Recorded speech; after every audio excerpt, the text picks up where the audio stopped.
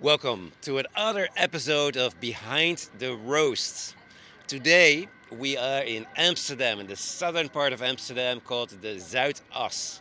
We are visiting for this episode Coffee and Coconuts, where my dear friend Daniel Humpries is director of coffee. This is not their only location because they have another beautiful location in the center part of town. But here we see so many beautiful elements of what defines a wonderful business, which is beautiful design, an amazing Giesen W15A roaster, and I would say a very, very pleasant consumer experience where you can drink some of the best coffees in town. So let's start this episode. We're going to do some roasting. We're going to learn from Daniel because he is a man with a wealth of knowledge and experience. And so follow me, let's go inside. Hey, Willem. Hey, Daniel. Welcome. How you Thank doing, you. man? Yeah, good, man. Yeah, welcome to Yeah, Coffee and yeah, Coconuts. wonderful. Thank you, thank you. Come on in.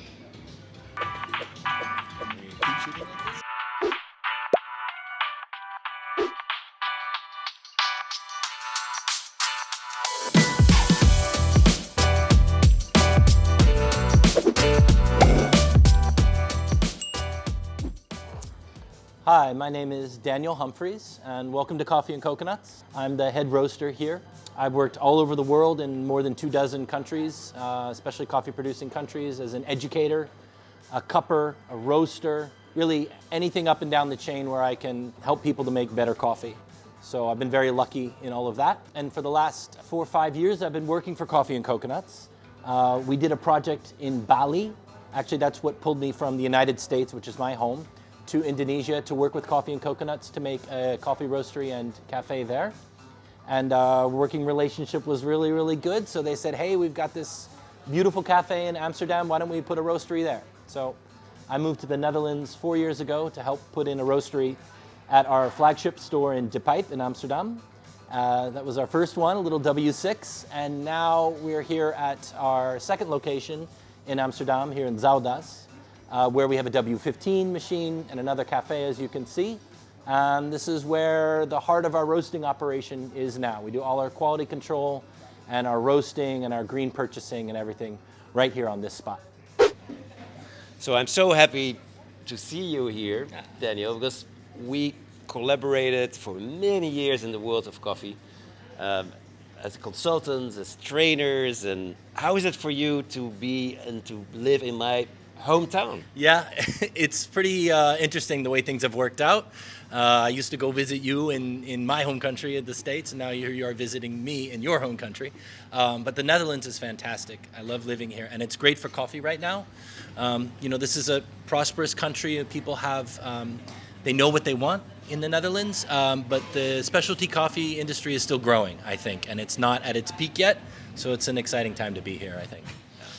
And how do you see the Dutch coffee culture in comparison to other places where you've lived? Because you've, of course, lived in the US, in a place like Seattle, but you've also lived in Bali, Indonesia. So how is the culture of coffee in Holland, in my home country?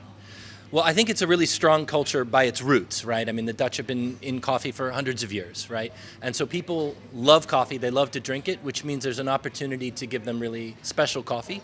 And like I said, I think it's really booming right now, and I think there's a big opportunity for people to experience better coffee, new and interesting coffees, and I find that Dutch people are very open-minded about it. And one more thing I'll say is Amsterdam itself is such an international city. So you have so many people from so many different cultures coming together in one place. And so that's an opportunity to see how they, what kinds of coffees they want and how best to serve people from all different backgrounds, I would say. Our audience of Behind the Roast, they would love to see some of the design elements of this beautiful cafe roastery. And you can maybe guide them around a little bit. Okay? Yeah, my pleasure. I'd love to. Great. Yeah. So if you follow me this way, if we take a big shot here, you can see this is our whole setup right here. Back here we have our kitchen and a service spot for the customers. This is pretty straightforward stuff. And as we walk in this direction, we get more and more coffee oriented. So here's our espresso bar. Kees van der Westen Spirit, 3-group machine, brand new, well, a few months old now, but we love this machine. It's been fantastic for us. We have batch brew coffee right there, which is an interesting thing we can talk about later maybe with Willem, our experiences with batch brew coffee. A few of our Mazer grinders here, a Malkonig grinder, we've got a 4-grinder setup. Our batch brew machine, which is back there, from Tone, which is a super beautiful high-end machine. And we have some green, please go ahead. We have a green coffee storage over here. Shall we want to come on over this way? Yeah. So space is tight. We're in the middle of an office tower here, actually. So here among our jungle theme place, which is part of our Coffee and Coconuts vibe, we have our green coffee back there. You can pan out and take a look back there. Obviously, most of our coffee is in warehouse, but we do go through quite a lot here at the roastery, so we need some green coffee reserves. A little retail section here, and if you follow me on back, the roastery is back in this direction. So this is the nerve center, the heart, the beating heart of the coffee operation. We've got more green coffee right here, and in these tubs we store some roasted coffee. Yeah, we can get a shot of that later. You all know what roasted coffee looks like. And here is our Giesen W15A coffee roaster. And this is a roasted coffee storage on the left there. Here's the operating center, basically, for the Giesen. We use the laptop with the Cropster roasting program. And then back here, we have our cyclone, take out the chaff, of course. And then this is a very interesting piece of machinery, if you can get a good shot of it from back there. This is a catalytic cleaner. This is not an electrostatic filter, although it uses some electrostatic principles. But it's not what you might be used to with that style of filter. It's actually using palladium plates to take out the smoke the same way a catalytic converter on your car would take out the exhaust from your car. So air goes into the cyclone to take the chaff out, into the catalytic cleaner through the palladium plates, superheated to 400 degrees.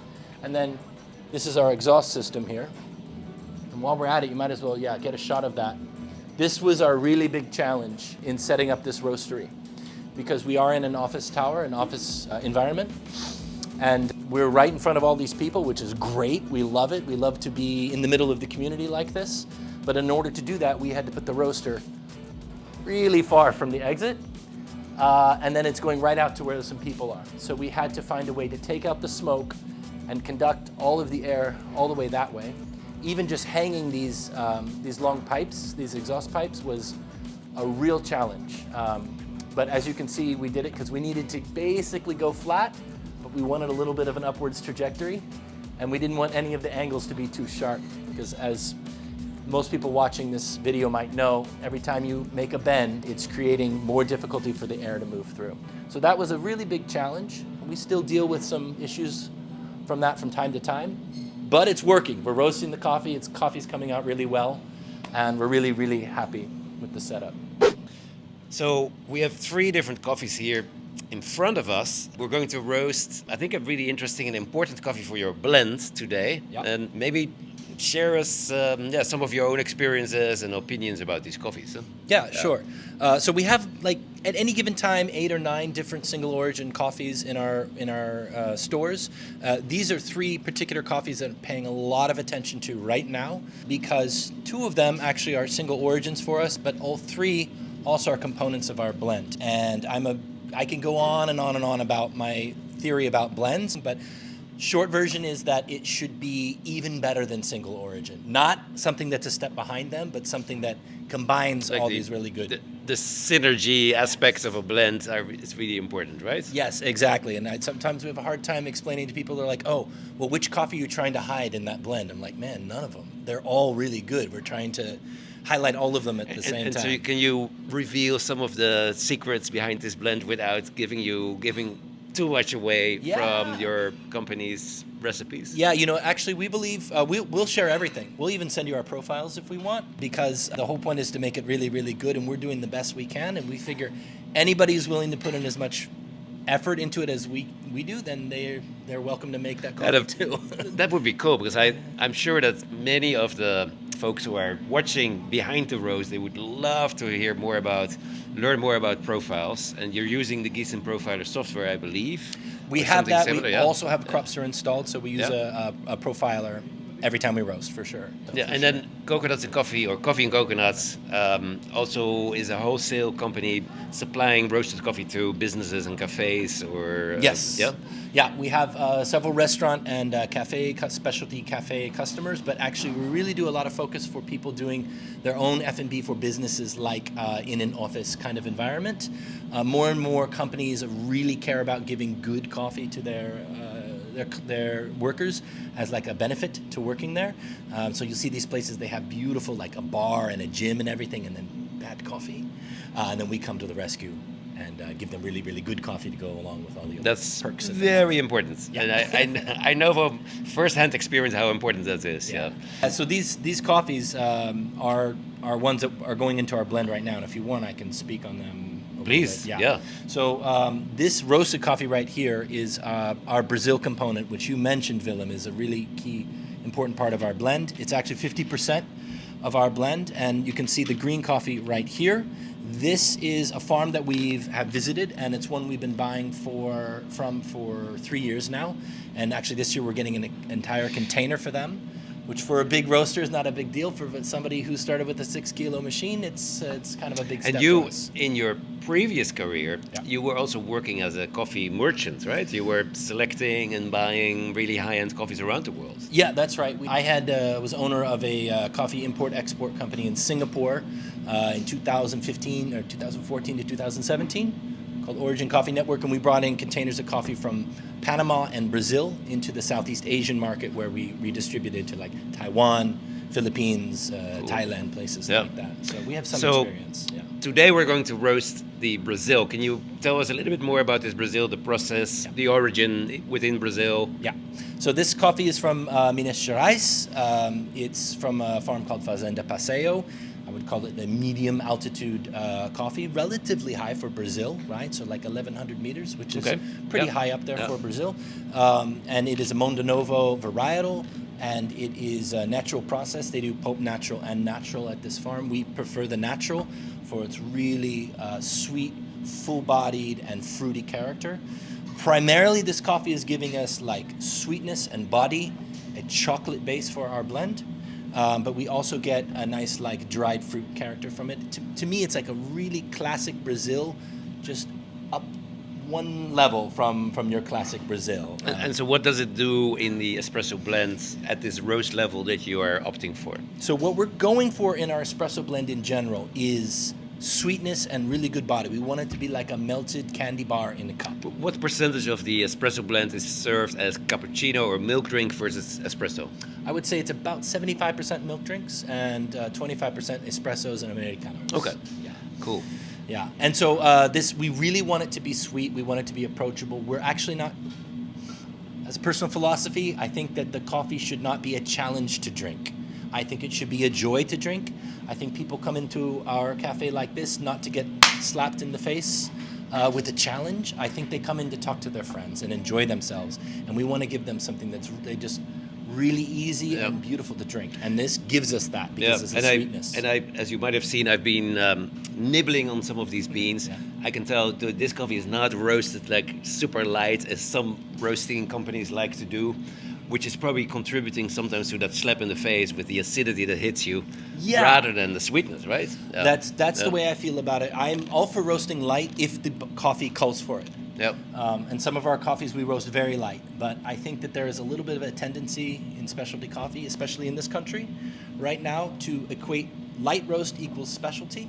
Therefore, the lighter I roast, the more specialty I am, right? But that's at some point becomes kind of idiotic, right? Because it only matters if it tastes better. Yeah, the dogma of roasting light as it has been evolving, I have some sincere problems with that as well. Yeah, so some coffee is fantastic as a light roast. But And if you don't agree, you can send us a message, and we'll go into a discussion with you about this, because it's a really interesting discussion. yeah, definitely. And I sometimes feel like we're kind of staking out a claim on this, but I really stand by the results. And this coffee performs beautifully. What we get is sweetness and body, right? And that performs so well in espresso. We have a very light roast washed Yirgacheffe that makes a beautiful pour over. Very acidic, very light on its feet. Great, that works for that coffee. Yep. For this coffee, this is more of like a medium roast, if you want to call Cool. it that. Yeah. So let's get let's do some hands-on roasting. What do you think? Let's do it. Yeah. We want to learn from you as well. Huh? I'm honored, of course. Okay, cool. Okay, so we have a 15 kilo batch of that coffee we were just talking about, the Brazil Natural from Fazenda Paseo. It's a full batch on this Giesen 15 kilo machine, 15 kilo batch. I don't have any problems roasting a full capacity batch in this machine at all. It performs perfectly. And because we go through a lot of this coffee, we're usually roasting large batches of it. So that's what we're about to roast here.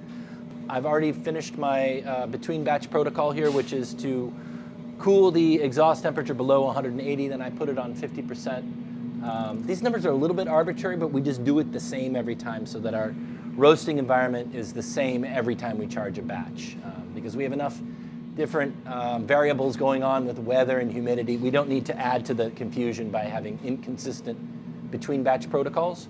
So that's the reasoning behind that. So as soon as I get up to my charge temperature here, I'm going to hit replay on my software. Charge.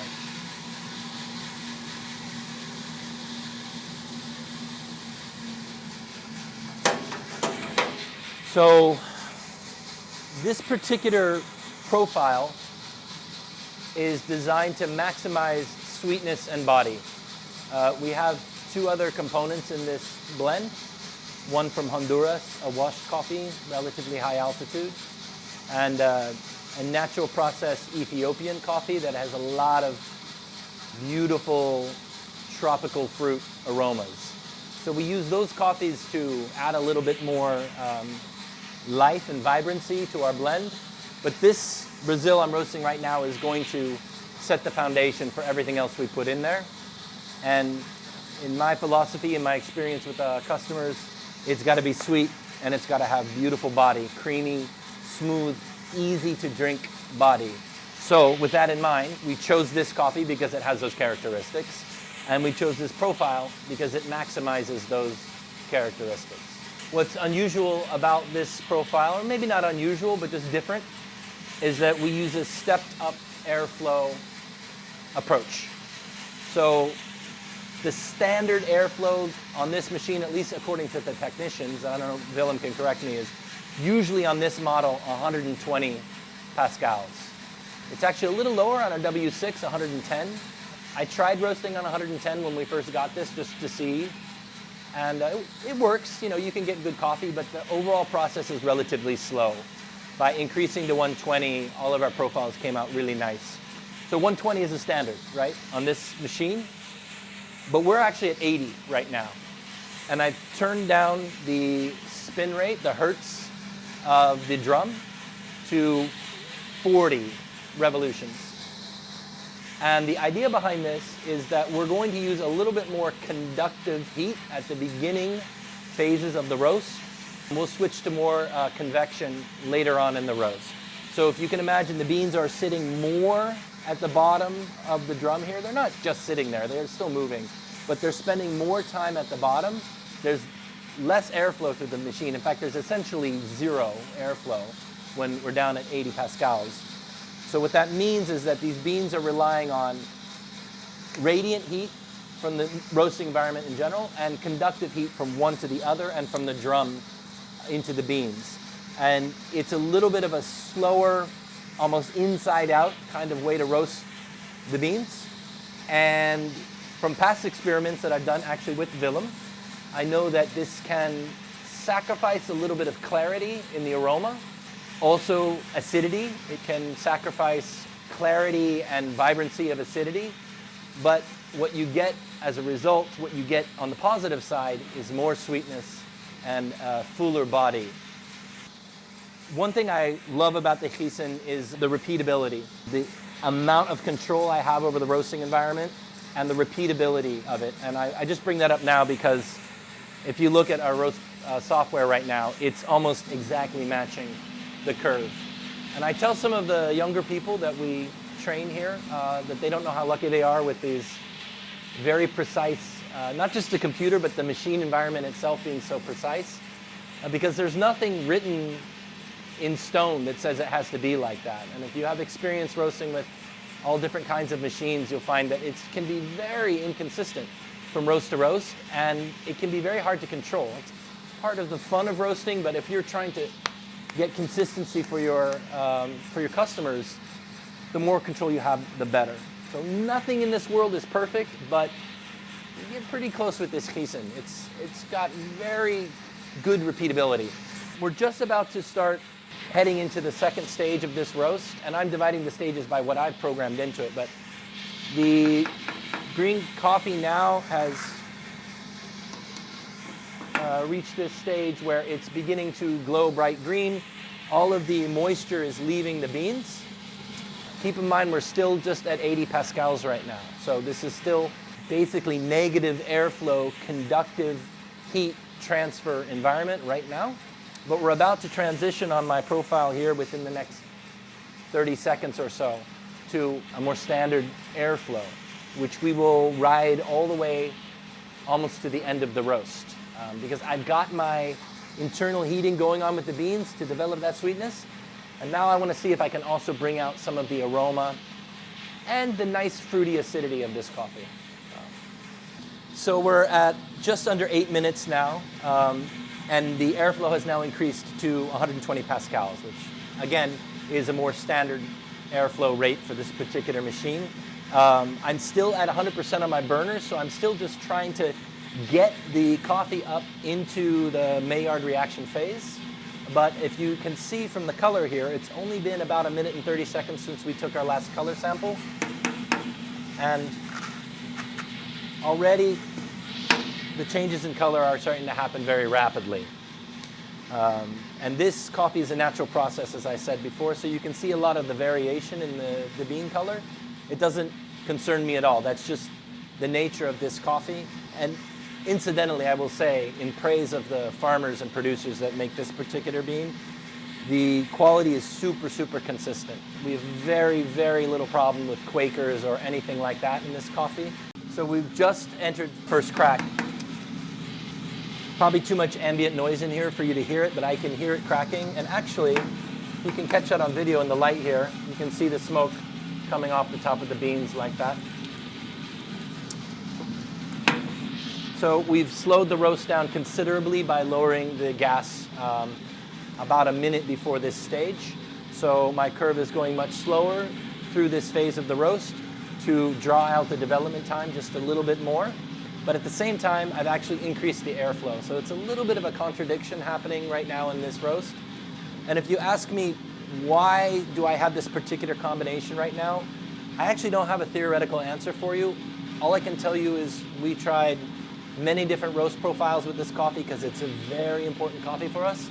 And we just cupped, and this profile consistently came out as the best one.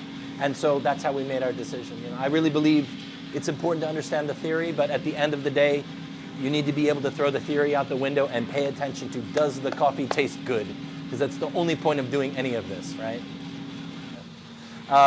Right, so the roast is almost finished. So I've actually turned on my full spectrum light here. I know Willem is a believer in those. That's where I learned that. It helps me to see the color just a little bit better. Turn on my cooling fan. You guys already know all this part. I like the maximum light that I can have here where I'm looking at the color samples. And I've got my roast that I know is a good one from cupping. I know what temperature I'm going to stop it at. Approximately 217 or so on this machine. But I'm also going to use my eyeballs.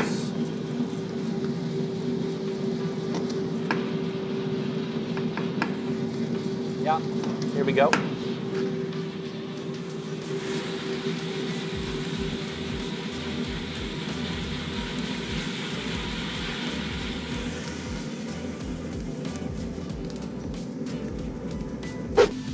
Daniel, that was really interesting, really cool. What is your observation of this roast? I'm sure that some of the behind the roast audience, they would love to hear some of your closing tips for this episode. Thanks, Willem. Taking a look at this and just eating a bean and observing the profiling software, I think it came out perfectly. It's just what we want. We're going to let this rest for another week. We'll cup it tomorrow morning, and then we'll blend it with our other components, and then leave it a week and we'll be ready to pull some shots. With So it, maybe you want to try to capture this on camera, this roast development. 14-minute roast. What kind of development did you get, more or less, percentage-wise? Percentage-wise, Give I'd and have to do take. the math, but it's like 2.5 minutes from first crack to the end. I quickly calculated it's somewhere around 19.5%. Yeah. This was really, really interesting. Thank you so much for hosting us. If there's any questions with any of you, Daniel already offered that he would love to share the profile of his roast, so that's also really cool. And Daniel, thank you. We look forward to seeing you again, being back here at some future episode of Behind the Roast. Thank you very much, all of you, and we will see you again. Bye-bye.